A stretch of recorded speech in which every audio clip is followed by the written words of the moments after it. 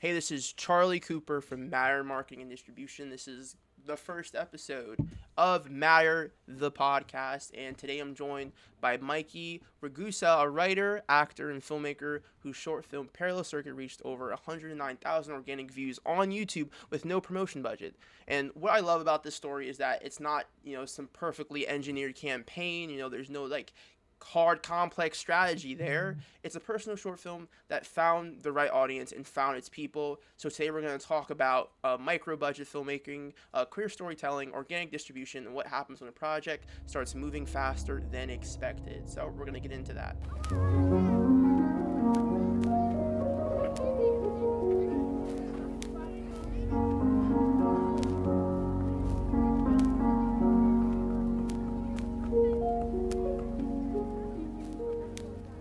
Here I am with Mikey, and the first question I want to ask you is who are you, and what are you here to kind of bring to us? Hi. So I'm an LA filmmaker and actor and writer. I've started as an actor and then I figured out that I wanted to start making my own content instead of just waiting for somebody to give me something. So I joined a writing class and I started just writing out all of my ideas. And yeah, I'm originally from Ohio. Oh, So yeah, I'm pretty new to LA, so Ohio. From Ohio to LA is crazy. I cannot yeah, I was imagine two more different places. no, literally, I also had never visited LA. I literally just packed the car and drove. Wow, so you you So, you just went. You just went. yeah, I'm very impulsive, I would say, which I would say goes hand in hand with how I act as a writer and an actor Yeah. and filmmaker. I What's your just trust sign? my What's your instincts. sign? I'm a Libra, which, Libra. Okay. Okay. Laissez-faire, just throwing caution into the wind. All right. Cool, cool, cool. yeah, That's lovely.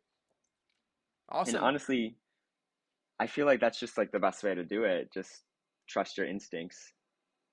Yeah, just kind of create with reckless abandon, that's kind of, I feel like uh at the end of the day, when it comes to getting anything done, when it comes to moving forward in your life, the answer always comes back towards, I feel like, just acting and just act and move, and you don't want to get too stuck, and thinking, is good too. You shouldn't always be in action, you shouldn't always move, but I feel like a lot of people don't really understand the power and influence that they have until they actually start just taking chances, taking risks, and just acting, So that's really important. And I can kind of see, into what we're going to talk about today, how that maybe influenced the approach that you took to this. So I'm excited to hear about that. So you said that you start with writing first?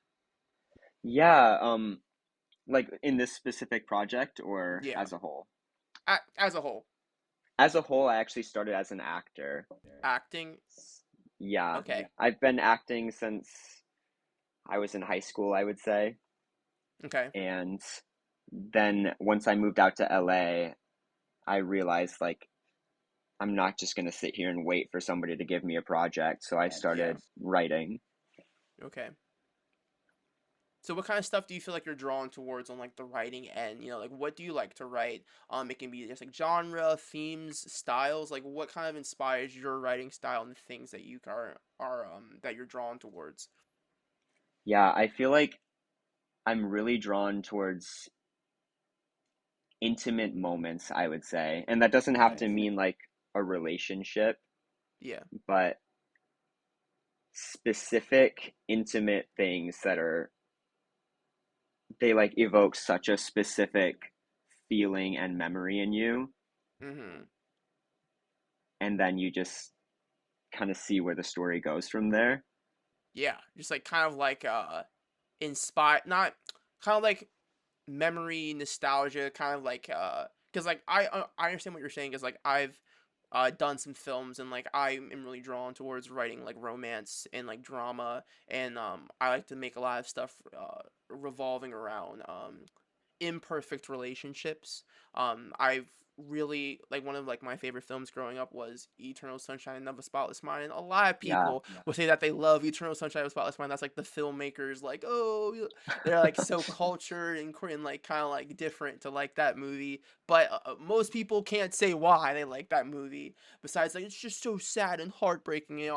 I really enjoy that movie because it's the perfect example of a very like even though it has this kind of this like surreal premise, it's still built in, a realistic kind of relationship conflict. That conflict being that like there are tons of situations where people find themselves in friendships and family situations and like romantic relationships where like you realize that like this could potentially be toxic and bad, but sometimes you love the person that you're with so much that maybe that's okay to it not be perfect. It's okay that it's not the perfect kind of love. And that's kind of like a philosophy that I think a lot of romance and a lot of, drama should, give representation to, is that, sometimes things don't end in like the perfect kind of like knit bow way.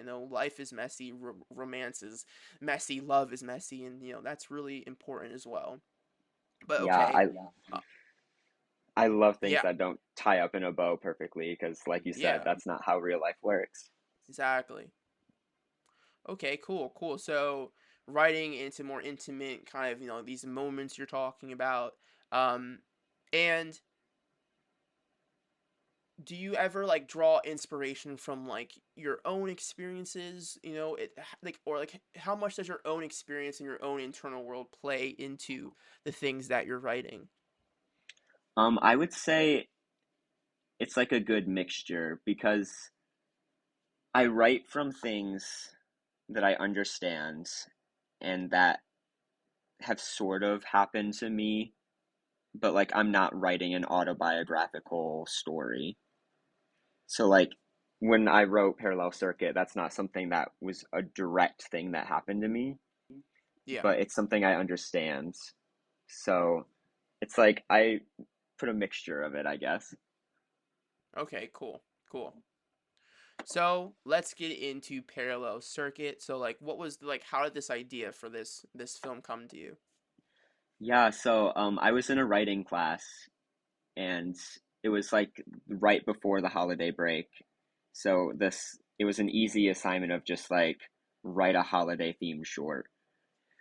So I was just lying on my couch and I was just thinking, and the image of like a string of lights with one bulb out just like popped into my head. Uh-huh. And I was like, that's an interesting image. And then I just started like writing based off of that. So I had no intention for anything. I just Okay. kind of let my mind take me where it's ever gonna take it. And So the then I idea started accident, with like that visual. yeah. And Okay, then cool. unintentionally, I created a metaphor with that image in my head that tied Yeah. to the relationship. Mm, So I think that goes back to what I said about just like writing on instinct yeah. and like not trying to do things specifically. And I completely I feel like I relate to that sentiment a lot because like I also like I have a problem of overthinking things. When I went through film school, all my professors were like, you're overcomplicating it, you're writing like way too much, you're doing too much, you're like trying to like plan every detail, make sure every story element gets kind of put into the project. I like don't want people to be confused. I want to make sure like my full vision's there. And sometimes I would get so caught up in this planning for it and this structuring of it that it never actually has a life. It never actually is able to walk on its own. And it's just like I end up being like, well, I never made that thing. And I've got projects that I've been Yeah, working on since like 2000 2021. I have this one animated series I've been working on that is just like it's been dragged out for years, and it's just because I'm trying to get it right, but I'm just like my this is like a really weird reference, but like my boss's wife was like, oh, do you want to be right or do you want to be rich? And like in like a sales kind of way, it's just like a metaphor for like, well, you can try to like you're trying to do things, like the right perfect exact by the book way where it's just like everything has to be perfectly aligned, or do you just want to take the opportunities as they come and get what you're owed from it to kind of to have the opportunity come to you and be successful. So I think that's really important to think about when it comes to like getting out of any sort of stuck situation creatively, because I've I advise this to people where I'm just like, if it's really hard for you to make a feature because like you're kind of getting stuck, try just focusing on a short. If you're struggling to make a short, just focus on a scene. Just write a scene. Yeah, yeah. And if you can't write a scene, just write a moment. Just like a moment. Just like make a little moment. And if you can't make a moment, just make an image. Just like one still image that evokes something. And if you can't do that, then like maybe the issue is much different than you're that you might to see someone, because it's just like we have images with us all the time. We have images going through our brains all the time. So like Yeah. that's like at minimum you can put an image out into the world because you have images up here and you can pull from that, and it's not as lost and deep as a lot of people realize. So I like that. I like that sentiment that it just started from just like this image in your head, and then it just kind of grew from there, and like that's how things grow sometimes. So that's really cool that it started that way, and not just like you had the whole story that you wanted to do and then you kind of built everything else around it. So it's really kind of like intuition based, I guess. Yeah, thank you. I think honestly this started because I started taking a Meisner acting class when I came out here to LA, and it's very like in the moment, go off your instincts. And I feel like that translates so well to writing. Yeah. Cool. Yeah. So transitioning into like talking about acting here. So you were both in it and you wrote it, and it's like that's crazy to think about, and a lot of people don't realize, like like the difficulties, that come with that, but also like the freedoms that come with that as well. I did look like when I was like during like the pandemic for like my like junior thesis, I acted and wrote in something that I did.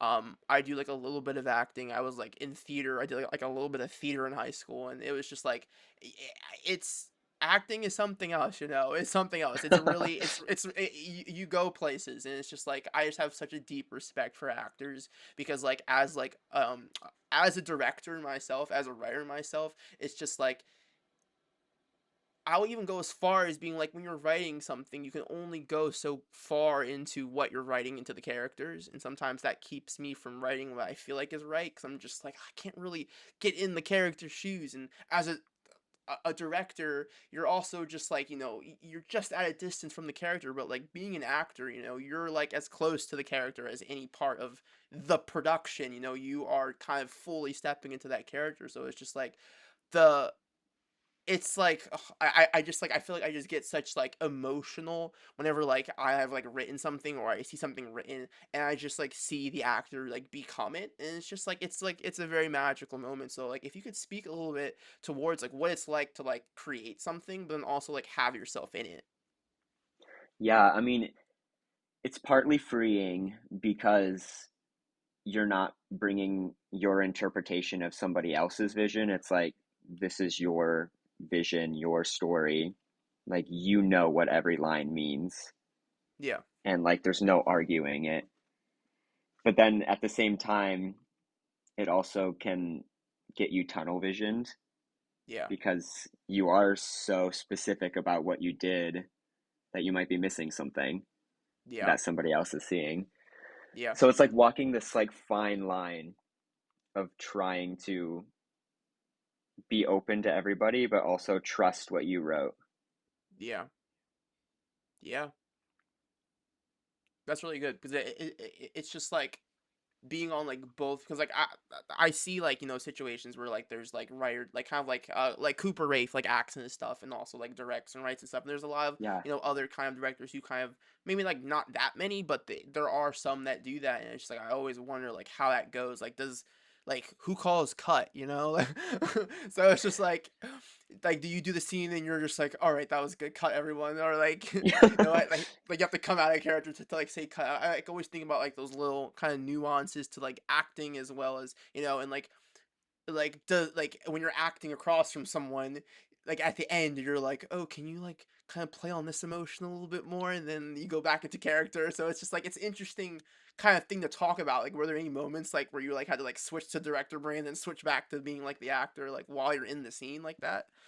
So luckily, I had my friend who I really trust, and I had him like technically direct the project.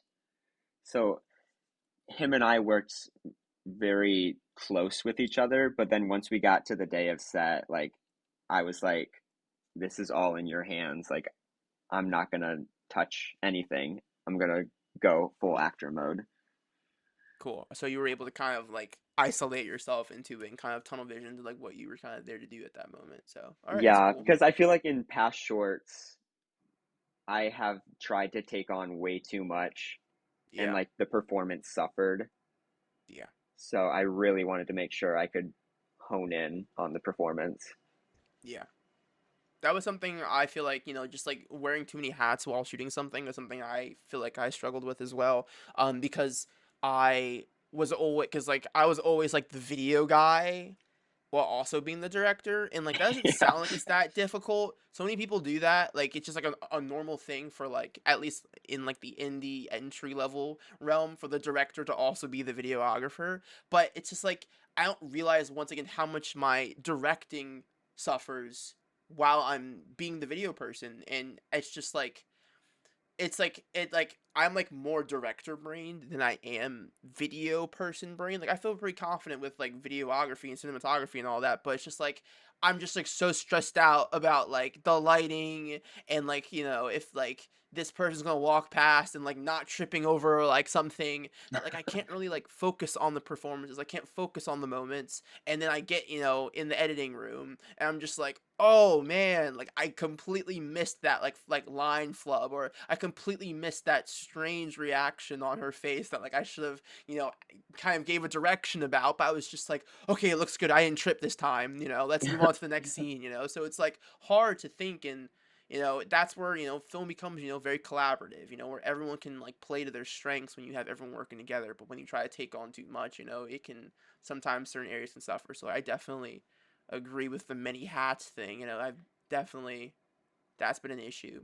But with that issue, the reason why people do that is because like micro budgets. When you're working with like micro budgets and there's limitations and everything, and you gotta have to cut corners here to kind of get things made and kind of keep things moving forward. So like when working on this project, like did you face any like limitations with like budgeting with like your vision and stuff? Because like some people have like ideas and they have to like cut things and compromise like kind of larger ideas to kind of get the thing done. So like, did you feel like there was any kind of any restrictions there? Um, I wouldn't say there was like restrictions. It was just like problems that you had to solve.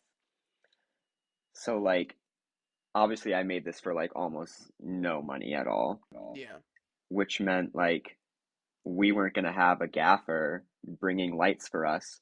So we were like, okay, how are we going to make this look good?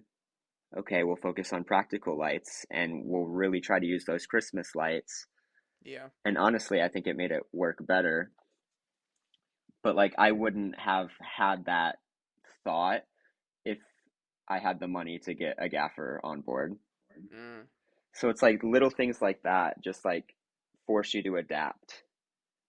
Yeah, like no offense to people like in lighting, but like I think like sometimes people get too caught up in the lighting thing. Like I've always like Yeah. and like people have like too much like how I put it. Like some people I think put too much weight on like trying to have everything like as close to like studio lit as they can have it. I think there's just like I'm such like a natural lighting like on top always just to create like a very grounded natural experience. If you're trying to go for something that's like super stylized or super like heightened moment, then like lighting, yeah. But I feel like some people go too crazy like with like making it like perfect, like with like lighting theory. Like I'll just be online looking at stuff and it's just like I I guess in all areas of production there's people like this, but I'm just like people get so caught up with like the theory of certain things, like color grading theory and lighting theory. The only thing that I would say don't don't compromise is like sound theory, just because like Yeah, it's like 100%. you want to be able to hear what people are saying, like there was like that one Christopher Nolan movie, not Tenet, and I had no clue what anyone was saying in most of those scenes, and I was just like, what are you doing? And it was like such a complicated movie, but that like goes to show. And I honestly think, other than that movie being just like very confusing, that the audio like was like an unspoken thing that made that movie kind of not do so well. And it's because it's not only confusing, but in most of the scenes of that movie Tenant, you're just like the water is louder than the talking, or the soundtrack is louder than the talking, and like the whole movie's kind of explaining things to you. So it's just like sounds really important, but with limitations, like if you're going to spend money or like make sure something's really good, like the sound is where you should really focus it. if Yes. the if it looks a little shitty, look, I've seen people like get lots of attention and love and support for projects that were shot very poorly, with like like the camera, things still blow up in that way. And I've seen stuff where like the lighting was horrible or the color grading was horrible, but really do I see things where the audio is like complete trash and it still is like No. successful. So that's where maybe the limitations should be focused on, is like your audio. But unfortunately for me, audio is like my worst thing. I've got like this curse where like every production I work on, like there's like some audio issue. There's like a weird buzzing noise with like my like boom mic. The wind decides to kick up the day of. There's like, as I'm like I'm in the city, so it's just like I'm in Philadelphia, so it's just like it's so unpredictable. But I audio's know. always worked against me. I know on my not this project, but on a different short film I did, the audio is just terrible. So I was just like, I'm gonna spend money for a sound guy this time and make sure it's actually solid. Yeah, sound people are honestly so important. So important to have, because like I've been in situations where it's gotten so bad to the point where like I'm trying to get things made. Cause I'm also like that, where I'm just like, this is gonna get made tonight. Sorry, we're not gonna shoot this whole scene again tomorrow. We're shooting it tonight. It's 3 a.m. We're gonna keep trucking through. Where I've like had to hold the I can't recreate it right now, but like I've had to hold the boom mic under my arm like this, and then I had the camera in my hand like this, and Oh then I'm also gosh. trying to like aim it at the people talking while also trying to direct it. And it's just like and I literally was like kind of making a joke out of it. I was like sending it to like my actors, and I was like, I'm all ready for the shoot, guys. And it gets really bad because then it starts like raining, and then I'm just like, it's just like I'm really bad at planning for those kinds of things. And that's when I realized I'm like, maybe I'm just not a production guy. I'm just not a production guy. Yeah. Maybe I like to write, I like to direct, I like to help with the marketing and advertisement and like post production stuff, but like the actual like gear, I'm not a gear person. I'm just so bad with that. But with all that being said, you got it done, you got it made, and now we move into, getting it like released. So you said that you released Parallel Circuit without a festival strategy, without a marketing plan, and without just like waiting, for everything to be perfect. You just kind of pulled the trigger on it and just like let it loose. And like, what made you come to that decision to do that? Yeah, I felt like, and like, I'm not the most educated on this specifically, so I could be wrong, but I feel like the festival strategy is kind of dying a little bit. Mm-hmm. Like, unless you're able to get into like these major festivals, it feels like it's almost like, what's the point? And like, there is still a point to go to specific festivals and get your film shown, but I felt like it was going to be more of a hindrance to wait all this time Yeah. to possibly get rejected and not be allowed to put it on YouTube when I could just like put it on YouTube and start writing the feature and like trying to get people attached. Yeah. So Yeah. yeah, I wanted it out there and I didn't want to wait. Yeah. And I felt like this wasn't the story that festivals were going to want to Mm-hmm. like jump in on as much as an audience would. Yeah. And that's what's really important about kind of distribution is being able to like make those decisions about what is right for what time. It's not to say that like all festivals are bad, but it's like completely a professional decision to make to be like what Yeah, festivals aren't right for this project, and that's fine. Not every project's gonna be right for festivals. Not everyone's gonna be right for theatrical distribution. Not everyone's gonna be right for streaming. Not everyone's gonna be right for this, that, that. So it's like that is really important to be able to make, and to have that thought is really that is kind of like it shows professionalism for caring about your project and wanting it to do the best. And you know speaking towards festivals, there is some truth in the fact where it's just like most festivals aren't going to give you kind of any sort of critical acclaim. A lot of festivals are primarily for the purpose of kind of getting local attention.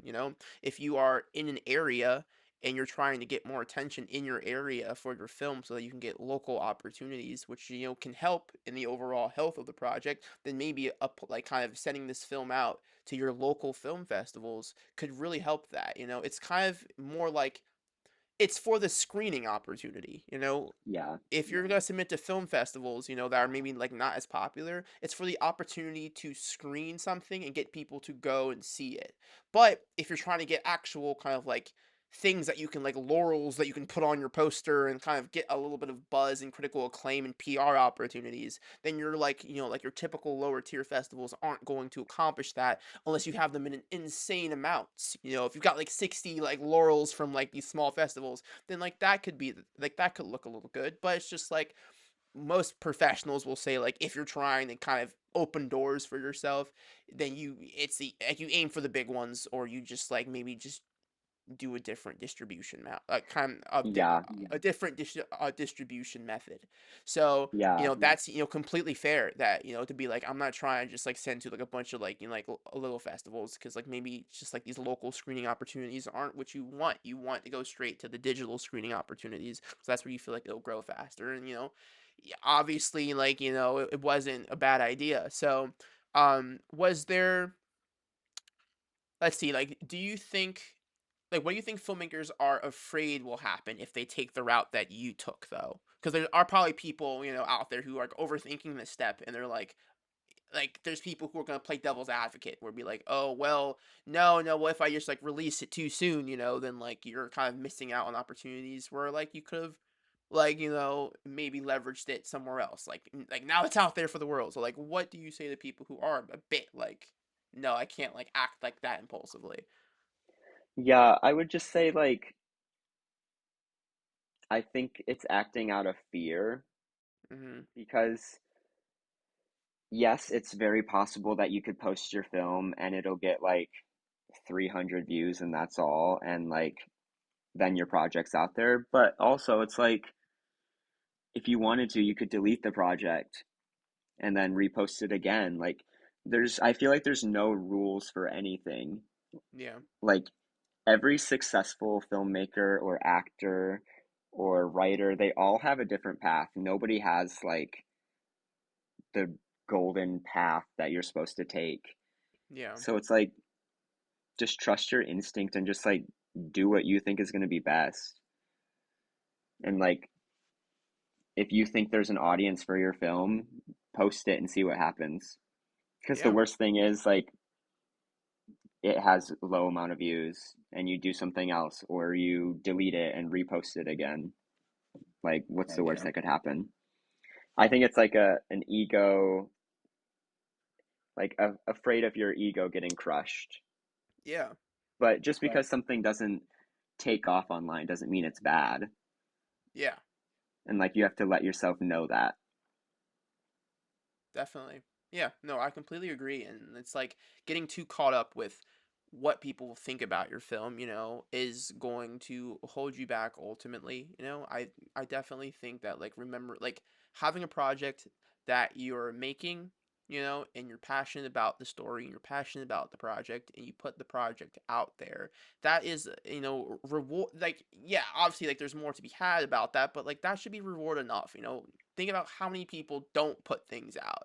Think about how Yeah, many people don't even finish things. Think about how many people don't even start things. And we're getting into the hundreds and of like thousands of artists and creatives out there, and it's just like you were able to at least finish something and put it out there, and that has to mean something towards your ability as an artist and your ability to create, is that you're putting stuff out, and you should be proud of that. And sometimes I feel like if you reach that moment where you put stuff out and you kind of meet it with fear and hesitancy, it's going to show, even if you do want success afterwards. And I've met some people who just like have this once again, this just like passion in their eyes and how they talk about their project, where they're just like, I just want to just like I just like they like love their project, they like love it, and it's kind of like having a child, or like whatever, where it's just like like when your child goes out into the world, and it's just like you love your child so much, you should love your child so much that like if the child ends up making bad decisions, or not making enough of their life, you should still love the child. That's your child, but there's some people who don't. There's some people where it's like if like it's what's the word I'm looking for? It's conditional, and you don't want your relationship with your child to be conditional. You don't want your relationship to your projects to be conditional, because that's going to speak to the kind of creator you are, and people will sniff that right off of you very quickly if you're not genuine and you don't care about the things that you make. And people attach so quickly to creators who are passionate about the things that they create, and they can tell in everything you do, the way you speak, the way you hold yourself, in the public, eye, how you market yourself, how you distribute yourself, all these things that will show what kind of person you are and how you feel about the things you make. So it's really important to think about that when you're kind of making these decisions, that are conditional for, essentially what is your darling. And when they say, kill your darling. So it's just like that's what's important. But with all that being said, what did you feel like was going to happen? So like if you go back to when you like released it, like you say that some people are afraid it's not going to do well, some people are like confident that it will do well, but like where were you in that kind of spectrum of like when you like put it out there, were you just like, all right, whatever happens, and you just like stopped thinking about it, or where did you have a moment where like you felt like uh-oh, like you were like, did you have like regrets, were you just like doubling down like no, this is the right thing? So like where were you in that process? yeah, I would say a couple weeks before we did it, me and my director were talking, and we were having this exact same conversation of like, oh, what if it's too early? Like, maybe this isn't the right time. This could be a bad idea. And then we both just sat there and we were like, who cares? Like, let's just put it online. And then, like, we have no expectations. Like, Yeah. whatever happens, happens. And we posted it online, and then pretty instantly it started getting a large amount of views. Mm. And And that was just yeah, from fully there, organic. That was just fully yeah, organic. They just completely took off on its own. yeah. And I think the reason it took off is because it is so specific. Yeah. And I think specificity is the way to your distribution almost. Yes, that is the golden rule. That's the golden rule. And I'm so glad that you said that, because like that is like what it is. And like that's once again like the philosophy. That's like part of the philosophy here at Matter, is that it's just like people don't realize that the more specific you can get. And I guess it's just like I'm just understanding it now, but like when I was in film school, people like to say this in the wrong way. So I had this class called Independent Strategies, where I was a senior, where we'd get people from the industry and they'd come to our class and they would give us advice about best practices in the industry. It wasn't really good at all, because they kept saying the same vague jargon, which is just like, if you just be yourself, then everything's gonna work out. We got like film we got like festival showrunners where they're just like, oh, if you want to get into Sundance, just be authentically you, and we're gonna like it's gonna work out. And like I'm just like, oh my gosh, like, yeah, be yourself. That's like what every art, it's like the first thing an artist learns to become an artist is to just like express themselves and be themselves. And so it's just like, be yourself isn't going to get you your next job. But if I take that lesson, be yourself, while at the time it didn't provide me any practical like things I can use to get work, thinking about it now, be yourself means be specific, because you are a specific being, you're a specific individual with specific wants, needs, desires, fears, dreams, motivations, all that stuff. Be specific. And what has led to people being successful in their marketing and distribution is sacrificing general appeal, sacrificing speaking to everyone, sacrificing being greedy and getting everything that they can, all the views, all the exposure they can, to nourish and to be specific and target very specific niches, even if it means that they don't get as much exposure. Because sometimes the general mass appeal and exposure just kind of echoes, reverberates off of your specific targeting. And sometimes people are like, but I don't want to aim small, but like when you're aiming small, you're making these huge ripples that are going to go outward. And that's really important to think about. And like that's part of our philosophy called the 4 Ps, which is like, how do you effectively promote and market something? You have to market and promote who you are and what you care about and the people on your team. Show people the humanity, the foundation, the core, the thing you can't copy. That's you're the individual. And then showing the process, how you did it, marketing your behind the scenes, the fails, the successes, how you put this thing together. Then you have like your product, which is like your stills, your trailers, like your graphics, all that stuff. And then you have like the participation. How do you get your viewers? How do you retain your viewers? How do you get your viewers to engage with your posts, engage with your community, and all that stuff? And all of that is how you zone in on your specific and targeted audience, and then you hold those people and you celebrate those people, and that's how it works. And that's why you see these massive breakout films that are about underrepresented groups, underrepresented people, and kind of like social issues, like social political issues, and there's these like specific topics. And it's because like those specific topics, they're going to make more waves every single time than your general kind of romance, your general kind of like, and like that's why book stuff takes off, because the books already have a very specific audience. And without kind of rambling too long on this point, that's why a lot of people are giving so much attention to, like Kane Parsons in the back room and Obsession and, Talk to Me's directors, they're YouTubers, to influencers, because influencers have mastered organic marketing. And to master organic marketing, you're mastering the ability to speak to specific niches and specific people. And that's what Hollywood is realizing is the key to getting, these more attention to their projects, and which is why they're giving opportunities to influencers now. It's because they know how to speak to the individual and speak to the specific. So I get really passionate about Yeah, that point, because that's so important in everything in life, and it goes beyond just film and like television. It goes into just your everyday life. Just be intentional and be specific with how you move, and you're gonna find your people, you're gonna find your happiness, you're gonna find your success. So definitely great stuff. Great stuff. Um, when things start to take off, like what did you feel? Like when you saw those numbers like rising and things were working, like what was that like for you? I think it felt like it was almost like I'm trying to think of the word. It's like I felt like I was proven right, I guess. That's not like the right word I'm trying to think of. Validated. But Yeah, it was yeah, kind I of like felt, a yeah, validation. it was so much validation that like this type of story is something that people want to see. And like these specific things matter more than like a huge plot. Like if the relationship is strong in the story, it's enough. Like you don't have to have all these bells and whistles. Mm-hmm. And I think, yeah, I think that's what it taught me. And then obviously I just felt like super excited and overjoyed because, people are connecting to my project. Yeah. Yeah, so it was super exciting.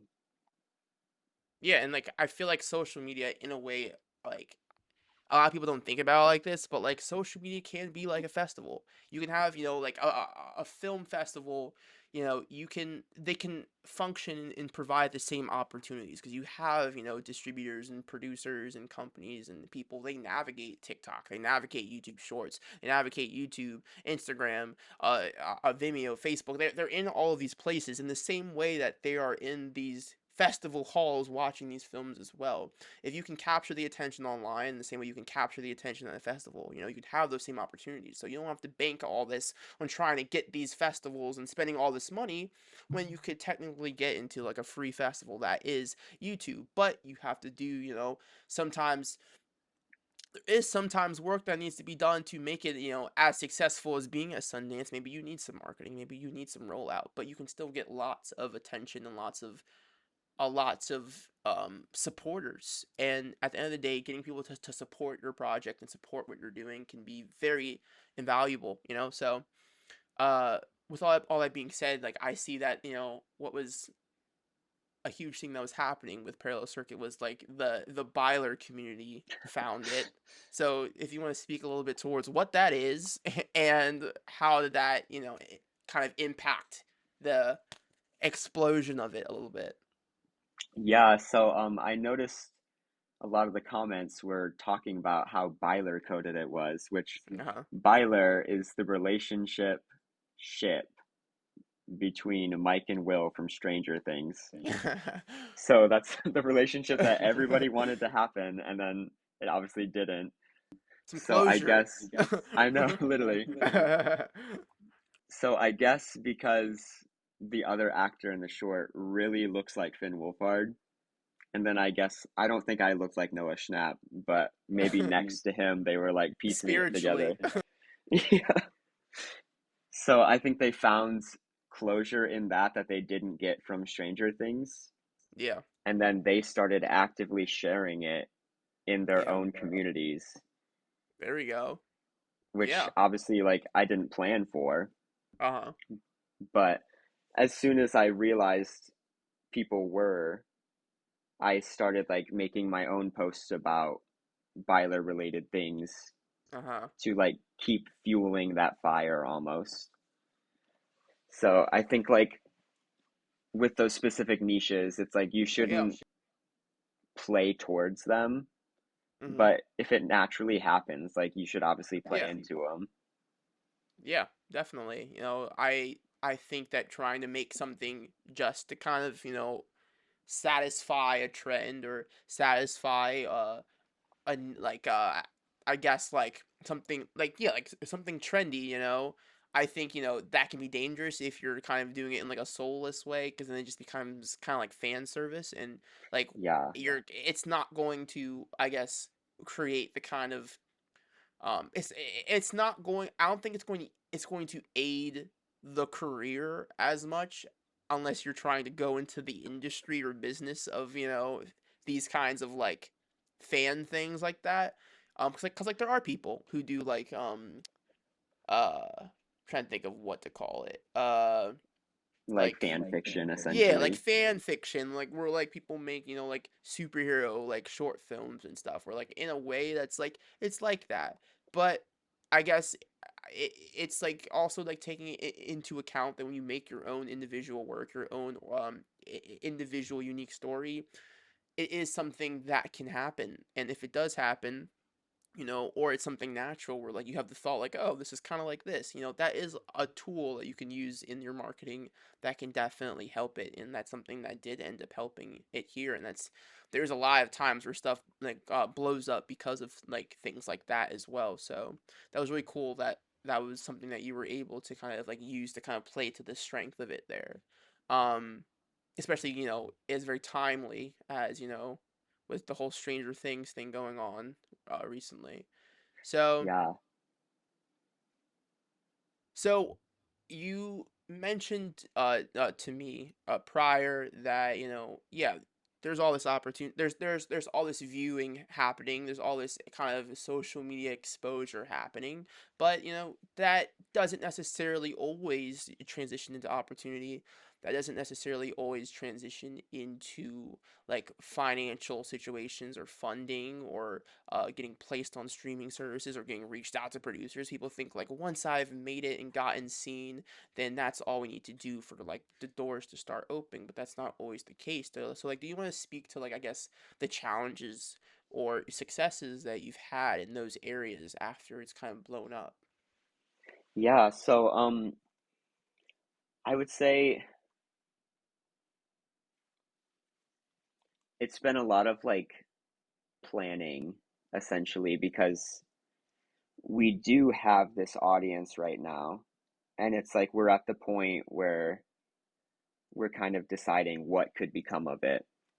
Yeah. So I think the best thing we're doing is that we're just going to keep creating content. Like we're making another short in July, and we're going to see if we can post it and get another audience again. Mhm. And I've been planning for the feature version of this short. Uh-huh. And I feel like the more proof that we can get that we have an audience is going to get the producers to want to sign on. Yeah. Because I've had conversations with people who are interested, Yeah. but obviously they're weary Yeah. because, we've never made any feature films before. Mhm. So it's like you just got to keep going and keep the momentum going. Yeah. And And yeah, yeah. Yeah, that's kind of like the reality of it is that, what I say a lot about like TikTok, where it's just like things go viral all the time on TikTok, and they come and they go, they come and go, and before you used to get on like a talk show for going viral, but nowadays it's like we're so conditioned to virality, just like a cycle of virality, and sometimes even going viral is not enough. There's people who have gone viral who are like homeless now, and it's just like yeah, it's like really just because something goes viral doesn't really mean you've made it and everything. While it does provide some, much needed validation and much needed evidence that, you're making things that people can like and support and kind of rally behind. That's where it becomes really important to retain audience members, and that's kind of part of the whole marketing thing, where it is just like collecting emails, newsletters, and kind of sending out what you're doing and kind of updating your community with new projects and behind the scenes, and kind of nourishing the community that has found you, and kind of protecting them and celebrating them is how you get people to stick around for longer than just virality, for all your smaller moments and your bigger moments, and it compounds over time once you've kind of started to make people feel supported in the way that they're supporting you. So I definitely think that that's something to take into account.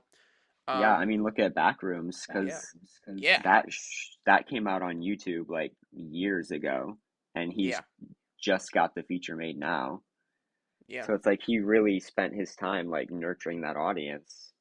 Yeah, definitely. And that's something that, like, if you were to make kind of like a feature version of this, it's like that's only going to benefit it. It's going to be like, oh, remember that, like YouTube short that like blew up all like those years ago and stuff? Like, that's like those people are going to be with you all the way up until you've made it. And that's something that you have to remember is that those 109,000 something views, those could be, the 109,000 people that help you get that $100 million box office movie, So it's just like you have to think about the first viewer that you get on your video being like that, and kind of trying to build an environment, an ecosystem where those people can, you can invite those people on your journey with you because they're going to help you out with your career and they're going to help you kind of get your things made. Every single view on that video, are people that is evidence and proof that someone wants to take the time to like view it.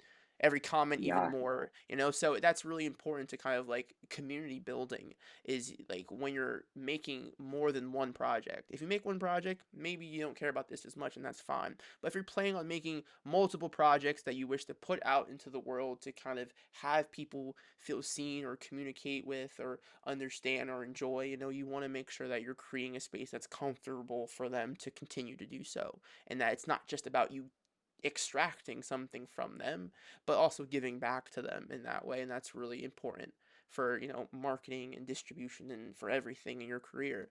Um, but with making a longer version of Parallel Circuit, like, what do you think that is there anything that you would do differently tonally? Would it be kind of just like the same thing but longer? Are there things that are kind of like missing, kind of like from like the structure of this that you're like, I would want to make this better or make this deeper? Like, what does like a larger version of this project like look like for you? yeah. I think when I originally wrote it, I had a much larger story than a short, and I found myself cutting things out to make sure it was a short. And then after I was like, clearly I have all these other ideas, so why not expand the whole world? And it's just basically it's going to deepen everything. It's like Yeah. that short was like scratching the surface, Yeah. and this is going to be so much deeper into like the metaphors, the character analysis. Like, yeah, I think I don't want to say it's more of the same, Mhm. but it's more of the same with a lot more specificity. Yeah. So is there like so like what would you need, I guess, to like if you were like would you so like say you wrote it and it's all written and everything other than like having the full feature written, if someone if some producer was like, hey, like I'm willing to like fund this and put money into this, is that just like boom you do it right there, or is that not part of your plan right now? Like do you want to kind of explore other things first before you get there, or is it just kind of like as soon as like the money and like people behind it kind of show up, if someone just kind of shows up out the ether to kind of like fund in this thing, like would you just like immediately hop on that at that moment? Well, I've already written the feature, Okay. so if somebody were to give me money, like I'd hop on it. Okay, But cool. I think also my Well, plan is like to whoever's literally listening, we're putting that out into the universe. exactly somebody. Awesome. But All right. honestly, I think my plan is like even if I don't get somebody to fund this, like I'm going to make this Yeah, that's really important too. regardless of like how expensive it is. Like we're going to figure out how to do it. Yeah. And if that means like being creative and making a very cheap version of it, then that's what we'll do. Yeah. Yeah, definitely. And I'm totally with that because it's just like you can't let these situations stop you from creating, from making, and they've stopped me from creating, and making so many times, but it goes back to that point where just like it's like it's very depressing how many things probably don't get made, because of these reasons, how Yeah, many things could have been made, and it's yeah, just like there's so many people's stories out there that having that like didn't get to be told, because of just like I'm too busy, or don't have enough money. And like yeah, I once again I'm with you in that spot because like I found myself in this situation because I'm making uh this animated series that I've been working on for years, and the reason why it's also taken so long, other than just my discipline issues, is just like also I like work. I've like always worked like a full time job, or like worked at least the equivalent of a full time job when you stitch together a part time job. So it's just like you have to balance life. You have to balance your rest, your play, your yeah, work, and all that, and then make time for your like kind of creative projects as well. And it's just like I don't want to like hurt myself trying to get this thing out. And it would be so easy if someone could just give me money to like not have to work a full-time job, and they believe in my project, and I could just work on this for like several months and just bang it out. I would be done with it by now. But it's just like I still have to keep going, whether that yeah, support shows up here or shows up there. I have to keep, even if it's just like I can only afford to put in like 30 minutes a week. Yeah, that sucks. It's going to take a while, but it's just like you have to keep moving forward on the things that you care about, because you don't want it to die if you've already put so much into it and stuff. And like, our stories deserve to be told, because everyone's story matters. So it's just like it's really important that you kind of keep that mentality. So that's really good that you yeah, have that. That's good advice to anyone kind of listening, where it's just like keep moving forward, even if it's not by much. Moving forward is just your future self is always going to thank you for not having given up. There's so many success stories about people who've grown businesses to like, multi-million billion dollar businesses because on a hard day they decided to just, give it another day, to keep going, to keep making, even when they don't feel like it. As long as you're respecting your health and your yeah, relationships, in your life, just like keep going at it. Don't give up because that's the only difference between like someone who's made it and hasn't made it. Is that like one yeah, person just kept going and the other person didn't keep going. yeah. So Because you have to know like who you're doing it for, which yeah, is for you. yeah, And if you think about it, Van Gogh never sold a single painting until he right, died. So it's like You have to Yeah. be okay with that you're doing this for you. Yeah, Van Gogh could have stopped. Van Gogh could have stopped making stuff because he was like, no one's buying this, and we wouldn't have certain famous paintings from him that we do have. So keep going, keep making. So let's talk a little bit about train tracks and what that is. Yeah, so that's my next short that we're Okay, filming in July. okay, Um, we wanted to do a similar world to Parallel Circuit, but a different story. okay, So it's the story of a 12-hour date after a funeral. And yeah, it's about that specific relationship and the attachment to grief. And yeah, I'm super excited. yeah. And No, I'm I love that curious. idea. Yeah, I'm curious to see if audiences will connect to it in the same way, or if Yeah, we can like kind of build up this community that we've started to build. yeah. And yeah, I'm excited to keep it going. Well, yeah. I like to say as long as like the success of any project, I think it always boils down to emotional resonance, and it all comes back down to that. And even if it's something like comical or cheesy or campy, it's like people are usually flocking towards it because there is some sort of nostalgia or emotional resonance to, seeing it. If you think about the Minecraft movie, it's like, okay, what emotional resonance are we getting from the Minecraft movie? It's like people grew up with Minecraft, and that brand, that IP still has emotional resonance for people, and it makes them feel something still, just to see it on the screen, whether it's really bad or not, but it's just like it's still something that people feel. So like I feel like as long as you're making things, you're making in a way that is meant to be emotionally resonated with, then it can only sit with people. People are going to receive it. People are going to notice it, and it's going to be good. So I'm excited for that. And Thank that's you. going to be on like the same kind of channel that you'd find Parallel Yeah, Circuit when that does come out. Okay. yeah. So yeah, if you guys are interested in that, go check out Mikey Ragusa. um, making sure I said that right. Um, because he makes really good stuff, and I'm excited to see you grow as a creator as well, and see kind of like the journey that you take with your own work. And I know a lot of people would as well. Um, do you have anything that you're like excited or nervous about, kind of moving into this next project? Um, I'm excited about how my writing has grown because I Okay. feel like it's gotten even more specific and I've learned so much from Parallel Circuit Hmm. and I'm excited just to see like how I grow as an artist between these two projects when I watch them.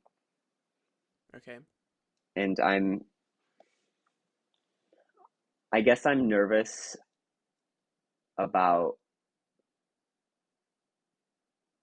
how much more personal this one is getting because like it's still like this thing of mixing like fiction and nonfiction, but it's like a lot more personal. So I'm curious to see how audiences will connect to it. Awesome. Cool. So for like a final question, I guess for this episode, I guess it's like, okay, so you have someone who is back at the stage that you were at before you made this project, and they're nervous about making the project, about releasing it, if anyone's going to care about it, if it's going to be successful, and like if it's even worth it at all. And they want to have the kind of success that Parallel Circuit have had and has and continue to have, and they want that for their own project, but they're like they maybe don't have confidence in maybe their idea getting there. What would you kind of advise these people based on like your successes, your failures, and kind of like where you feel like where they could benefit from? Yeah, I would just say make art that you want to make, post it, trust your instincts, and whatever happens, happens. Nothing that you do defines you, and you're always going to be an artist no matter what. So put your stuff out there. you'll never know who it'll with. Beautiful. Thank you for those last notes. I completely agree. Just put yourself out there. So, I'm Charlie Cooper, Matter Marketing and Distribution, and this was the first episode of Matter the Podcast. Thank you so much, Mikey. This was really Thank informative, you. really great. I am sure it's going to be once again emotionally resonate with a lot of people out there who are struggling with that confidence. And I hope people got something from this, and it has inspired them to make that film, to make that short, to just do it, to just post it, to just put it out there, and stop overthinking things and just make and just create, because that's what we're all here for, is to try to express ourselves. So, thank you so much. Thank you. All right. I'll see you guys next time.